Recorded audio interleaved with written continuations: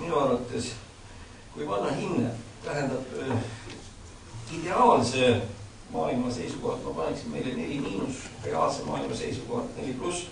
Ühesõnaga, me oleme jätnud väga suured vead tegemata ja tegelikult isegi tagantjärele on väga vähe neid punkte, mida kahetseda. Laari põllumajanduspoliitika, mis tingis Rahvaliidu, muide, tuletan meelde, kui see oli Rahvaliidu euroloosung, oli kaitsma Eesti krooni, sa ütled siis. Eesti krooni kaitsmise. Oli ka. Ma küsin, kui oli loosungid võib välja. Jah, absoluutselt oli ju siis kaitsma Eesti krooni. Ühe sõnaga, tähendab, need on minu väga subjektiivne seisukoht. Tõsi küll, ühte on kinnitanud Friedman, kellega me telefonidel oleme 2 korda elus umbes tund aega rääkinud, siis tema raamatu tõlkega eesti keelde. Ta ei andnud seda tõlget meile tasuta, sest see oli see liberaalne kasseeris, ja ütles, et anna üks raha sellisteks ja käibib. Ja ta sai selle 1 kroonise tšekki ja mul on ka olemas tema allkiri, et on selle raha ilusti kätte saanud. Ja hoian seda autogrammi südamest. Tähendab, aga tema nagu tuli ka selle peale, aga sellest ei saanud rääkida, sellepärast, et see kolmkoosi esimeste partei oli veel alles. Friedman tõesti on Eesti kohta öelnud, õieti Baltikumi kohta, et kõigi nende ühismajandite üheaegne sundlikvideerimine võib-olla ei olnud otstarbekas. Kusjuures mind hämmastas see, et ta oli Londoni kaudu välja uurinud, milline oli Eesti või ekspordi käive Londoni turul.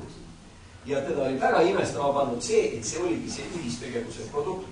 Ja sellega teatud osa, ma ütleksin niimoodi, kõikide kolmkooside valimatu likvideerimine, iga hinna eest likvideerimine, võib-olla poleks seda vaja olnud teha ja me oleks võinud säilitada vähemalt midagi. Ega seda ei tehtud ka, väga paljud on alles. Nojah, aga väga palus, jah, nii. Aga see on nüüd teine asi, millest me rääkisime juba see haridussüsteem, millega on väga raske rahul olla, aga nüüd kolmas, minu jaoks on väga oluline on see, ja siin ma pean teatud süüdlased erakonnale, on see, et me uskudes selle turu sisse, turg toimub. See, mis ehituses toimub, kinnitab veel kord seda, et turg toimib, turg ei kao kuskil ära, turg ongi see riigiregulaator ja kõik läheb väga hästi praegu selles mõttes.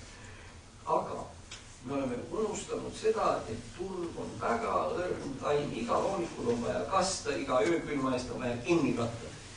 Meil kadus väga paljudes valdkondades ära reaalne konkurents. Ja selle tulemuseks oli see, et praegu oleks ehitus alla meil kolina, kuigi oleks võinud minna 2-3 ehitusfirmat ja oleks seda rahu. Ja oleks olnud see asi, aga kuna seal olid kartelli kokkulepped, siis tuli pauk kogu majandusharule tervikuna. Ja täpselt samamoodi, kes vingerdas praegu välja, aga lihtsalt sellepärast, et seal on paindlikkuse moment on suurem. Karteliseerunud oli ka selline asi nagu Tallinnas vähemalt nagu jääkaubandus. See jutt, et säästumarket on odav ja rinni on kallis. Taevan arv, meenutage, mis need aasta taga hinnad olid, kus see säästumarketi odavus jäi. Aga kuna nemad nagu jagasid, nad on sunnitud kiiremini reageerima väiksemate rahavoogude peale, siis nemad nagu nüüd tulid sellest välja ja konkurentsi taastama.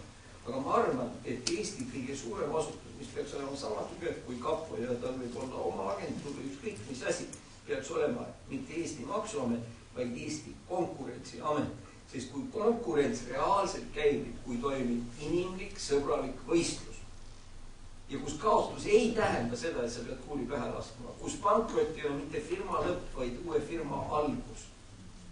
Majanduslik ebaedu on stiimul tulevaseks edu. Õppime jäneda nõia käest, kui potjässaga ei ennustame midagi muud. Tähendab, vot see on nüüd see koht, millele me peaks praeguse kriisi käigus tähelepanu pöörama ja vaatama, et niipea kui see majandus tõusma hakkab, et nad tõepoolest üksteist toetades, võisteldes ja nii edasi, tegelikult, no mis on konkurentsi idee, on tegelikult kaitsta tarbijat ja kaitsta tavalist inimest. Kui firmad omavahel konkureerivad, siis see tähendab, tarbija on alati sellest võitnud ja inimene on sellest. See on ilmselt see, millega sotsiaaldemokraadid võivad südamerahus nõustuda. Ja ei, ma arvan küll, jah. Ei maksa nagu nutta hästi. Nii.